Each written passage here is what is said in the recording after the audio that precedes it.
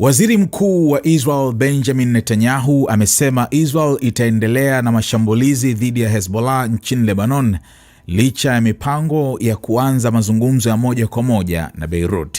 Katika ujumbe wa video jioni ya Alhamisi hii alioelekeza wakazi wa kaskazini wa Israel, Netanyahu alisisitiza kuwa hakuna usitishaji mapigano nchini Lebanon na kuapa kuwa mashambulizi dhidi ya Hezbollah yataendelea hadi usalama urejeshwe. Tunaendelea kuishambulia Hezbollah kwa nguvu kubwa na hatutasimama hadi turejeshe usalama wetu, alisema Netanyahu. Aliongeza kuwa mafanikio ya Israel nchini Iran na dhidi ya kile alichokiita mhimili wa uovu yamebadilisha nafasi ya Israel katika eneo hilo na kufungua milango kuboresha mahusiano na mataifa ambayo hapo awali hayakuwa na uhusiano nayo. Hata hivyo, Netanyahu alisisitiza kuwa Israel itaanza mazungumzo ya moja kwa moja na Lebanon haraka iwezekanavyo kufuatia kile alichokiita maombi ya mara kwa mara kutoka Lebanon.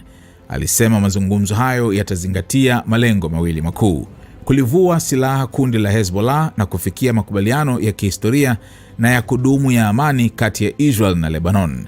Pia alisema Israel inathamini wito wa waziri mkuu wa Lebanon wa kuondoa silaha mjini Beirut. Hatua hiyo ya kidiplomasia inakuja wakati mashambulizi ya anga ya Israel nchini Lebanon yakiendelea, huku kukiwa na wasiwasi wa kimataifa kuhusu kuongezeka kwa mvutano. Taarifa zinaeleza kuwa rais wa Marekani Donald Trump alimwomba Netanyahu kupitia simu kupunguza mashambulizi hayo ili kuzuia kuvunjika kwa usitishaji mapigano dhaifu kati ya Marekani na Iran. Makamu wa rais JD Vance alisema baadaye kuwa Israel imekubali kujizuia ili kusaidia mazungumzo na Teheran. Israel ilitekeleza kampeni kubwa zaidi ya mabomu nchini Lebanon tangu kuanza kwa mgogoro wa Iran bila kuonesha dalili za kujizuia. Mashambulizi ya anga yaliendelea siku iliyofuata, ingawa kwa kiwango kidogo. Jeshi la Israel lilisema lilishambulia maghala ya silaha, vituo vya kurushia makombora na makao ya Hezbollah kusini mwa Lebanon.